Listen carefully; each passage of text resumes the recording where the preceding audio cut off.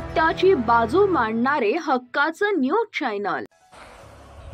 वाघ बघायचा, जतन करायचा असेल तर वाघाचा अधिवास निर्माण करावा लागेल। वन्यजीव दिनी विशेष भटकंती। आज जागतिक वन्यजीव दिनाच्या निमित्ताने वन्यजीवांचा विचार केला असता महाराष्ट्रातील अनेक दुर्मिळ असे वन्यजीव आज नाहीसे होत चाललेले आहेत। वने नाहीसे होणे, वनामध्ये मानवी अतिक्रमण आणि हस्तक्षेप यामुळे वन्य प्राणी नाहीसे होत आहेत, तर काही प्राणी खाद्य व पाण्याअभावी शहरी भागाकडे आपला मोर्चा वळवित आहेत। मग यात काही ठिकाणी नुकसान देखील पोहोचले जाते आणि वन्य प्राण्यांच्या हल्ल्यात अमुक जखमी तमुक ठार अशा बातम्या माध्यमातून येतात। मात्र या वन्य प्राण्यांना देखील सुरक्षितता वाटावी असा अधिवास निर्माण केला तर ते सुरक्षिततेही राहतील आणि मानवी जीवनाला त्याचा अपाय देखील होणार नाही। याच हेतूने चाळीसगाव येथील सामाजिक वनीकरण विभागाच्या वतीने गेल्या 4-5 वर्षापासून स्वर्गीय उत्तमराव पाटील जैवविविधता उद्यानाच्या माध्यमातून एका उत्तम अशा वन अधिवासाचा पर्याय उभा करण्यात येत आहे। यात विविध प्रकारचे वृक्ष, वेली, फुलांची झाडे तसेच पक्ष्यांना आकर्षित करतील असे प्रयोग करण्यात येत आहेत।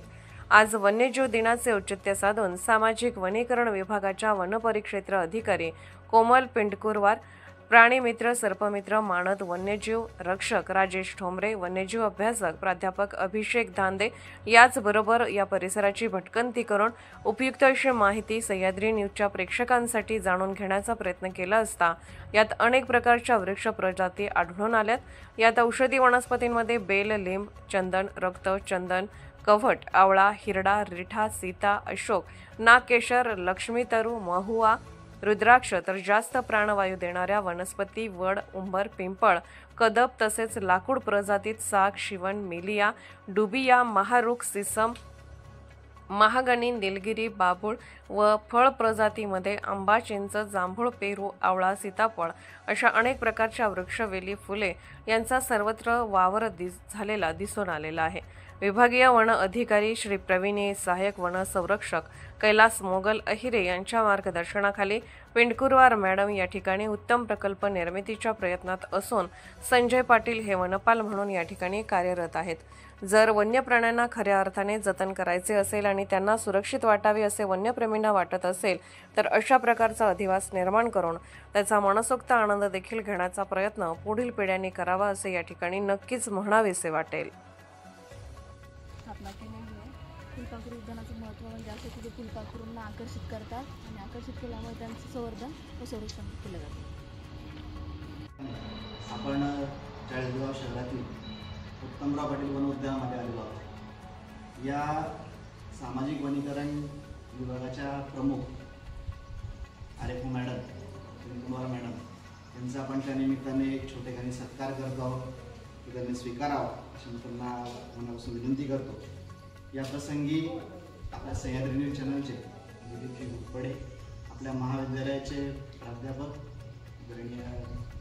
धांडे सर या ठिकाणी उपस्थित आहेत। आपण कोकणविषयी त्यांच्याकडून नेमकं सगळं समजून घेऊ की नेमकं वन्यजीवांचं स्थान काय, त्यानिमित्त आपल्याला काय सगळं बघता येईल आणि ही जी संपूर्ण जागा आज आपण या ठिकाणी बघणार आहोत, खऱ्या अर्थाने वन्यजीवांसाठी हे नंदनवन कसं उभं केलेलं आहे की ज्या ठिकाणी फक्त खडक आणि माळरान होतं, तिथं महत् प्रयासाने एखादा प्राणी पक्षी दिसायचा, तिथं आज एवढं छान सगळं उभं राहिलं आहे।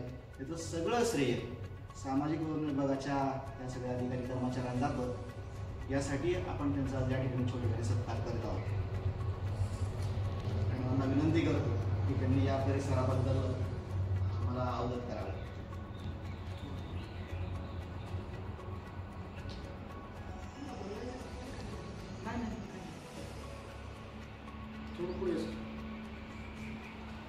माझं नाव कोमल सत्यनारायण पिंटकुरवार, वन परिक्षेत्र अधिकारी सामाजिक वनीकरण परिषद चाळीसगाव। बिलाखेड येथे स्वर्गीय उत्तमराव पाटील जैवविविधता उद्यानाची निर्मिती 2015-16 झाली।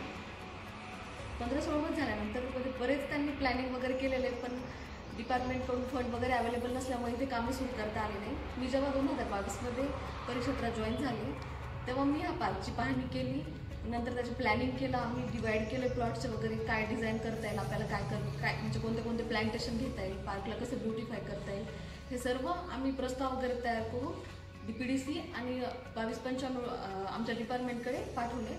त्याच्यानंतर 2 वर्ष मला काही यश नाही प्राप्त झाले त्याच्यात, पण मी काही पाठपुरावा करत राहिले। त्यामुळे 2024-25 मध्ये माझे प्रस्ताव काही बरेच प्रस्ताव मंजूर झाल्यानंतर मी अवघ्या 3 ते 4 महिन्यामध्ये आम्ही एवढे पार्कची कामे सर्व संपूर्ण केली. झाडांची लागवड केलेली आहे साधारणपणे.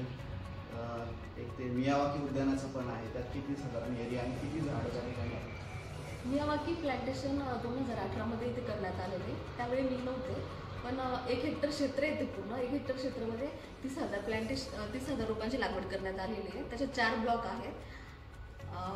मियावाकी प्लांटेशन म्हणजे कमी जागेमध्ये आपण जास्तीत जास्त प्लांट लावू शकतो. म्हणजे पर मीटरला 1 प्लांट आहे, त्याच्यामुळे 1 हेक्टरमध्ये 30,000 साधारणतः तिथे रोपे आहेत आपली. त्याला की आपण फेन्सिंग पण करून घेतलेलं आहे, चेन लिंक फेन्सिंग, त्याच्या प्रोटेक्शनसाठी. एक सुंदर आहे ना आपण बघू. पण त्याचबरोबर मी धान्य सरांना अशी विनंती करतो की आपण महाविद्यालयाच्या प्राणीशास्त्र विभागातून तिथल्या विद्यार्थ्यांना या ठिकाणी आणून इथली जैवविविधता काय ही आपण अनेकदा दाखवलेली आहे. मला असं वाटतं की जी इतरत्र कुठे बघायला मिळत नाही ती जैवविविधता या ठिकाणी निर्माण झालेली आहे. आज जागतिक वन्यजीव दिन असल्यामुळे मला असं वाटतं की त्याचं औचित्य अधिक आहे, तर आपण जरा त्याविषयी थोडं मार्गदर्शन करावं. नंतर आपण प्रत्यक्ष जागेवर जाऊन तर बघूच. हे जे उद्यान आहे उत्तमराव पाटील उद्यान, हे चाळीसगावचं एक बायोडायव्हर्सिटी एज्युकेशन हब म्हणून असं एक सेंटर तयार झालेलं आहे इथे. या ठिकाणी मॅडमांच्या प्रयत्नातनं, दादांच्या प्रयत्नातनं हे सेंटर जे तयार झालेलं आहे, इथे ऑलमोस्ट 50+ प्रकारचे बटरफ्लायज मी आजपर्यंत बघितलेले आहेत या स्पेसिफिक ठिकाणी. आणि बिलाखेडचा जो ओव्हरऑल एरिया आहे इथे हा कम्प्लिटली ड्राय आणि श्रबी एरिया होता. इथे थोडे बहुत तलाव आहेत, त्याच्यामुळे मध्ये बर्ड्सची पॉप्युलेशन चांगली आहे. मॅडमांनी इथे तलाव सुद्धा तयार केलेला आहे, त्याच्यामध्ये ऑलमोस्ट तुम्हाला वर्षभर बर्ड्स बघायला मिळतात.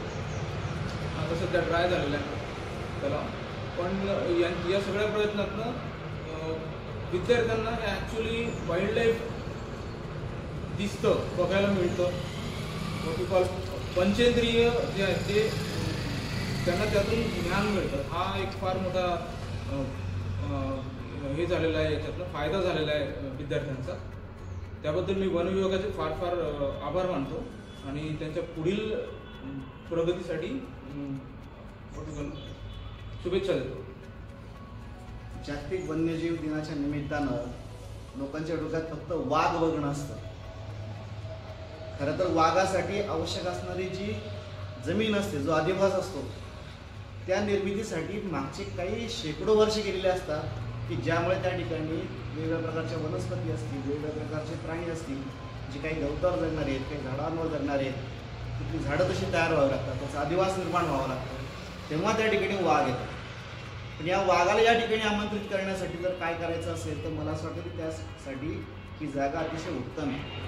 म्हणजे या जागेमध्ये जर आपण फिरलो, आता ही वेळ त्यांची बघण्याची नाही, आपल्याला त्यांच्या वेळेत जायला लागतं. आपल्या वेळेत ते हजर नाही होणार, पण तरी देखील या ठिकाणी जर तुम्ही चक्कर मारला तर किमान 100च्या पेक्षा जास्त वेगळे पक्षी तुम्हाला बघायला मिळतील. जवळपास 34 प्रकारचे साप बघायला मिळतील, विविध प्रकारचे फुलपाखरे बघायला मिळतील, वेगवेगळ्या प्रकारचे कीटक बघायला मिळतील. आणि त्यामुळे निर्माण झालेली सगळी जैवविविधता तुम्ही खात्रीने सांगतो की हे जर व्यवस्थित जतन झालं, संवर्धन झालं, पुढच्या पिढीकडे हा वारसा आपण देऊ शकलो तर लवकरच या ठिकाणी चांगल्या प्रकारचं वन्यजीव आपल्याला बघता येईल याची मला खात्री आहे. आणि चाळीसगाव शहरामध्ये या प्रकारचं उद्यान असणं, या प्रकारची निर्मिती होणं ही खरं तर चाळीसगाव शहराचं एक फुफ्फुस म्हणून, एक उत्तम प्राणवायू देणारी जागा म्हणून आज आपण या ठिकाणी निर्माण वन विभागाच्या मदतीने करू शकलो आहे. मी आमच्या सगळ्या टीमच्या वतीने आदरणीय मॅडम आणि सगळ्या सामाजिक वनीकरण विभागाच्या अधिकारी कर्मचाऱ्यांना मनापासून धन्यवाद देतो. हेक्टर क्षेत्रामध्ये मियावाकी प्लांटेशन केलेलं आहे. प्लांटेशन 2008 इथे 18-19 केलेलं आहे प्लांटेशन. हे क्षेत्र 1 हेक्टर आहे. 1 हेक्टरमध्ये 30,000 झाडांची लागवड केलेली आहे. मियावाकीचा कन्सेप्ट म्हणजे हा एक जापानीज कन्सेप्ट आहे. जापानीज सायंटिस्ट आकिरा मियावाकीने शोध लावलेला आहे टेक्निकचा, की कमी जागेमध्ये आपण जास्तीत जास्त प्लॅन्ट्स लावून एक घनदाट जंगल आपण तयार करू शकतो. प्लांटेशन केल्यानंतर मियावाकीचा कन्सेप्ट म्हणजे असा आहे की प्लांट्स सनलाईटसाठी जास्त लवकर उंची वाढून जायची, हाईट वाढते असं. आणि घनदाट जंगल तयार झाल्यामुळे इकडचे जे फंगस झाले, मायक्रो ऑर्गॅनिझम झाले, त्यांना एक अधिवास भेटून जातो तिथं. तर हे जे आता की प्लांट ग्रोथ एक खूप मोठ्या प्रमाणात होते आहे. त्याच्यामध्ये महत्त्वाची स्पीशीज इथे बांबू लावण्यात आलेला आहे. आता बांबूचा जर आपण विचार केला तर हा फास्ट ग्रोथ होणारा प्लांट आहे आणि याचे पानं जे आहेत दर काही दिवसानंतर असे झडतात आणि खाली हे अशा प्रकारचं मल्चिंग तयार होतं. तो आता बेसिकली हे मल्च जे आहे सॉईलमधलं मॉइश्चर टिकून ठेवण्याचं काम करतं आणि टेम्परेचर जे आहे सॉईलचं ते सुद्धा कमी करून मेंटेन ठेवतं. या मल्चच्या खाली एक वेगळा अधिवास आपल्याला दिसेल की याच्यामध्ये इन्सेक्ट्सची जी ग्रोथ आहे त्यांच्यासाठी एक जागा जी आहे ती इथे त्यांना मिळते आहे. आता सध्या याच्यामध्ये मुंग्या दिसत आहेत, पण पावसाळ्याच्या सीझनमध्ये इथे आपल्याला ग्रब्स दिसतील जे की ground what we call drill करून आतमध्ये चालले जातील. त्याच्यासोबत वरती जर आपण विचार केला तर मायक्रो हॅबिटॅट जो आहे तो खूप चांगल्या प्रकारे तयार झालेला आहे. या मॅमल्सला फूड देत आहेत आणि हे जे बांबू आहेत नेस्टिंगसाठी जागा उपलब्ध करून देतात. या एकदम 4 वर्षामध्ये ह्या गोष्टी ज्या आहेत मेजरली इथे दिसतात. आणखी काही दिवसानंतर ज्यावेळी इथे ट्री होल्स तयार होतील, आता वेगवेगळे ट्रीज आहेत इथे लावलेले. याच्यामध्ये लास्ट टाइम आम्ही लाकीचा किडा एक्सेट्रा आम्ही बघितलेलं आणि हे ज्यावेळी मॅच्युअर होतील तेव्हा एक खूप मोठ्या प्रमाणात अधिवास जो आहे वाईल्ड लाईफ हॅबिटॅट जो आहे ती तयार होणार आहे. तर हे अशा प्रकारचं एक प्लांटेशन आपण या उत्तमराव पाटील वनोद्यानामध्ये भटकंती करतोय. प्रामुख्याने एक गोष्ट या ठिकाणी आवर्जून नमूद करायची ती अशी आहे की या सगळ्या बाहेरच्या जंगलांमध्ये वेगवेगळ्या कारणाने वन्यजीवांच्या अधिवासावर अतिक्रमण होतं. त्यामुळे तिथला वन्यजीव जवळपास संपुष्टात याच्या मार्गावर आहे. पण आज शहराच्या अगदी मध्यभागी असा एक चांगला अधिवास निर्माण झाला आहे की खरं तर आपण त्यांना या ठिकाणी जसं आपण पाहुणे रावळे येथे घरातोची दिवाळी दसरा म्हणतो त्यांना या ठिकाणी आमंत्रित करू शकू. त्यांच्यासाठी आवश्यक असणारा एक छान अधिवास या ठिकाणी निर्माण होतोय ही जास्त आनंदाची गोष्ट आहे. ज्यांना खरोखर यामध्ये या अंगाने बघायची दृष्टी आहे त्यांना या अंगाने पुढच्या सगळ्या गोष्टींची घडामोड समजते, त्यांना याचं महत्त्व नक्कीच समजेल. आणि यामध्ये सर्वाधिक महत्त्व जर कोणाचं असेल तर मला असं वाटतं ते सामाजिक वनीकरण विभागाचं आहे. त्यांचे सर्व अधिकारी कर्मचारी महत् प्रयासाने सगळं राखण्याचा प्रयत्न करत आहेत. त्याच्यामध्ये आपली पण जबाबदारी अशी आहे की आपण हे जपलं पाहिजे. हा दिलेला वारसा पुढच्या पिढीसाठी जर आपण देऊ शकलो तर मला असं वाटतं की या ठिकाणी खूप चांगला अधिवास निर्माण होईल. आपण थोडंसं आजूबाजूचं परीक्षण केलं तर लक्षात येईल की आजूबाजूचं जमीन आणि इथली जमीन याच्यामध्ये दिसणारी आज हिरवळ दिसणारे वेगवेगळ्या प्रकारची झाडं ही याचंच एक उत्तम उदाहरण आहे की अनेक वन्यजीवांचं हा आश्रयस्थान भविष्यामध्ये निर्माण आपण करतोय. हेक्टर क्षेत्रावर प्लांटेशन केलेलं आहे. प्लांटेशनमध्ये जवळपास 100पेक्षा जास्त प्रजातीची लागवड केलेली आहे. हा जो लाट आहे हा ऑक्सिजन रिलीज करणारे प्लांट्स आहेत जे की 16 तासापेक्षा जास्त ऑक्सिजन रिलीज करतात. त्याच्यामध्ये बरवड, पिंपळ आणि कदम ह्या प्रजाती लावलेल्या आहेत.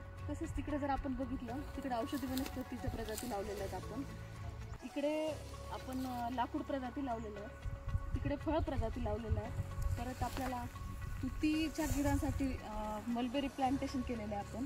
परत फुलझाडांच्या पण प्रजाती लावलेल्या आहेत. असे एकूण जवळपास 2 हेक्टर क्षेत्रामध्ये आम्ही 1000 झाडांची लागवड केलेली आहे. त्याच्यामध्ये विविध प्रकारच्या 100पेक्षा जास्त प्रजाती आपल्याला इथं आढळून येते. त्याची पाहणी करतो. या रोपवाटिकेचं क्षेत्र 3 हेक्टर आहे. ते आपण बऱ्याच प्रजातीची रोपं तयार केलेली आहेत. बेल, शिरस, नीम, तुती, करम, शिसू, चिंच, आंबा, आवळा, पापडी, सीताफळ, जांभूळ, कांचन इत्यादी प्रजाती आपण इथे तयार केलेल्या आहेत. जवळपास आमच्याकडे सध्याच्या ह्याला 1 लाख रुपये आहे. अशाच ताज्या बातम्या पाहण्यासाठी सह्याद्री न्यूजला लाईक करा, सबस्क्राईब करा आणि बेल आयकॉन प्रेस करा. धन्यवाद.